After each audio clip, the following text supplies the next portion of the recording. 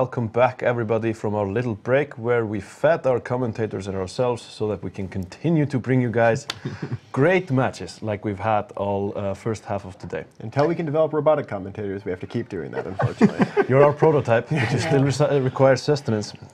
So this is the 12th Alliance tournament, the 5th day, the 3rd weekend, the first studio weekend, and I'm CCP Gargant, joined here by Back and Alien, Sir Squeebles, and CCP Fuzzy. Both of them coming back from the hot commentator booth. But it wasn't temperature hot, but it was steaming hot. Yeah, it was like caliente. Look at how exciting these matches are, sort of a hot, which I much prefer.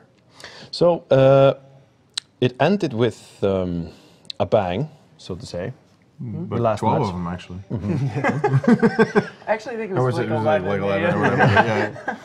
But the next match we have coming up is the End of Life versus Coven match. The Coven guys are some that I know from, I met some of them in a Polish player meet in Warsaw in July, so I have a bias. The End of Life guys I'm not as familiar with.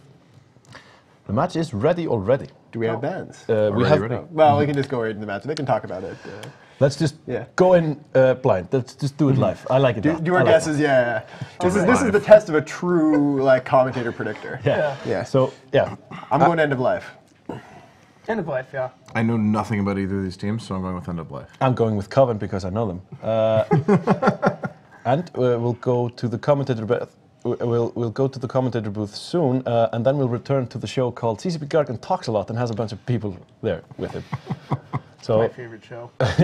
It should be. It's a great show. So let's head on over to the commentator booth.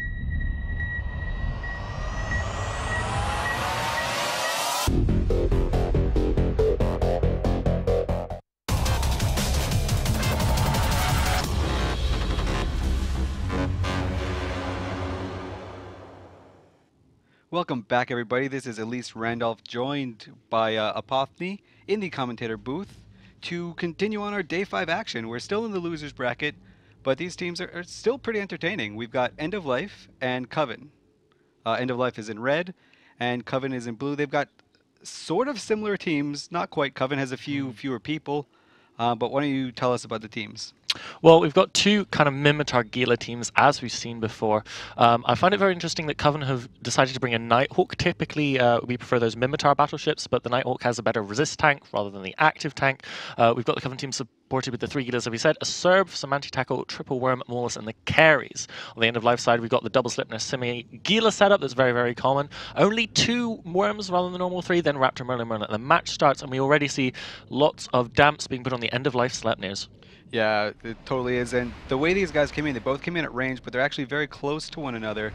So you're just going to see a little bit of posturing by both teams as the drones from either side start going off. And it looks as though Coven are going after the End of Life Scimitar for their primary target. And Coven actually won the Dampor. I mean, they've got a Karis and a Maulus. Oh, wow, that Simi is dropping fast. No, there comes the boost, but it is in trouble already, starting to hit its armor tank. Coven doing a great job, that TP, really helping them apply that DPS. Down into armor, down into structure, there's another boost. Is it going to drop soon? Is it going to hold? I think he's going to eat it, but he is sort of... Well, wow, he's actually overboosting a little bit, but that's still really good. But during this time, End of Life aren't doing anything. There's no damage being applied to the Coven team. Yeah, well, they have to get in range a little bit, I suppose, or maybe they're just trying to hold out.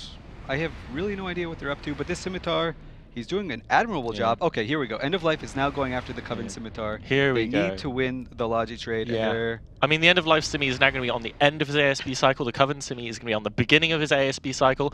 Unless End of Life nuke through this Simi, they are going to be really far behind at the beginning of this match. Tiny Mouse in the End of Life Scimitar is actually really far from the rest of the arena and the rest of everyone else. He can't rep his own team at the moment, but who cares? Yeah. He's living and he can get back in. Meanwhile, the Coven Scimitar is now scrammed and damped and webbed, so he's going to die. End of Life turning this one around. Wow. The Maulist of Coven also starting to take a bunch of damage. We'll have to see whether or not it can hold reps. Looked like it was Web for a while, but now no longer. Web back on the Simi. Looks like they're going to go after the Coven Simi again. All right, so although first blood, Sleipnir of End of Life taking a lot of damage. Yeah, First Blood was that Raptor that died, but yeah, Coven are now focusing on this End of Life Scimitar, and or Sleipnir, sorry. They pushed the Scimitar out of range, damped him, and so now they can just finish this Sleipnir off. Yeah, looks like that Simi is overheating its MWG to burn back into rage, but that Sleipnir is already hitting structure. Is it going to go down? Looks like it is. That's a big kill, but at the same time, the Simi for Coven does go down. Yeah, End of Life is actually winning this battle, I think, a little bit better. They traded a Sleipnir for a Scimitar, and their Scimitar is actually doing really well. Yeah, it is damped at the moment. Looks like a web and a TP on the Merlin. Looks like Coven are going after... Actually, they're going after a Worm. Worms do a great amount of DPS. They're quite hard to catch, so if you do get some tackle, it's a great idea to take them down while you can. Looks like more support for End of Life is going down, while Coven is losing their Maulus. Yeah, okay. Coven is now tackled an End of Life Gila. Ooh, wow, he's not in a very good position at all. I think he's going to get dunked on pretty quickly. Yeah, there's the TP and the web taking chunks and chunks and chunks of damage. At the same time, they're also losing a Merlin, and Coven aren't taking any damage at this point. What's going on, End of Life? Yeah, who knows? But it looks like the Serb on this Coven team is actually slowly killing these Merlins down, and as these Merlins die, Coven are winning the Dampor, and their control bar is actually fully applied. Yeah, I mean, without this Frick support, you're not going to be able to tackle down those fast-moving Gilas, the Serbs, those Worms. It's going to be super hard to apply your DPS. And let's be honest, what DPS they have less? They've lost a Gila, they've lost a Sleipnir, they've lost a Worm. That's maybe at least a third of their DPS off the field, whereas Coven are sitting pretty. All they've lost is a Simian Wallace. They've got a ton of DPS left. That Nighthawk means that they've got a huge buffer tank on those ships still, even without the Simi. Ooh, but the End of Life Simi finally drops. He couldn't kite forever. He did an admirable job lasting 3.5 minutes. He really baited that fight out for End of Life. He put the team on his back, but it's still not enough. Let's see. Coven's got 3 Healers and a Nighthawk and a Serb. End of Life has got 2 Healers and a Sleipnir. I think Coven's way in the lead here. Coven's sitting pretty here. You know, it really shows in the points. 50 versus 18. Yeah, but even just with the, even positioned, like Coven just currently dunking all over. Yeah, the other Sleipnir going down, another big chunk of End of Life's DPS. I think, Coven have played this really, really nicely. I mean, they lost their Simi kind of haphazardly, but other than that, they've done a beautiful job here. Yeah, really nice recovery from this Coven team. They're really showing that they know what the tournament is about. Ice water in the veins, and they're just currently just dismantling the rest of the team. As you can see, like, End of Life can't really do anything. They can't apply any of their damage at all. All their key ships are damped out, and after they killed that one Scimitar, they have nothing to show for it. I mean, so Elise, tell me, like, we see a lot of Maulus in the Alliance tournament, and some teams are choosing to fly the carries, especially in their kitey, speedy setups. Do you think that's a lot to do with the extra mid or the possible defensive scram? It has a more damage. What makes it worth that point cost? I think it's all about not the Benjamins but the mid slots and the damps. I don't think they're going to be fitting a scram or anything in there. Maybe they will if they're a little bit zany. But I think it's all about the really fast locking initial damps to win that Dampor, which is exactly what Coven did. And yeah, End of Life is just now paying the price. Yep. They've got 2 ships left. Soon it'll be all gone. So here we go. We've got 2 setups that are very similar. They're sort of similar to something we saw last year from Hydra and Exodus, who fielded the 2 command ship, 3 Gila core. Do you think this is going to be like the new part of the drone meta today, or is this just like an aberration? Absolutely. We've seen it for the past 2 weekends, and I think we've seen some teams do variations on it. For example, Hydra, as you say, played it last year. This year, they chose to put arties on their Sleipnirs, which is a really cool decision. You know, we get the famous boom headshot out of that, which I really like.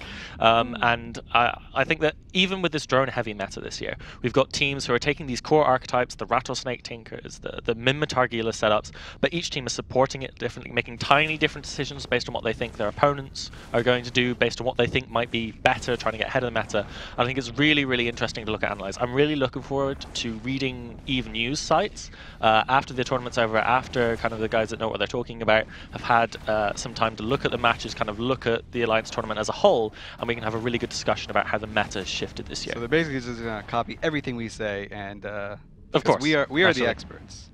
So End of Life have 1 Ishkur left. Looks like Coven's just kind of looting the field. There aren't really any fancy, expensive drones, so they just want some cap charges or something. I don't know. Maybe you their take what market's, you can like, get. really Maybe their bank took a little hit. I know. What do Coven do in EVE? I'm not familiar with them. They kind of just live around in the Stain area, shoot dudes. Yeah, so living in Stain, not going to be incredibly rich, so maybe that's what the looting is about. Yeah, they're all about the shooting dudes, I guess. Yeah. Let's see. End of Life. They're going to be eliminated now because we're still in the losers bracket, even though we had a break. Yeah. Coven advance. The losers bracket's really tough. Like, even though Coven were really dominant, seeing like.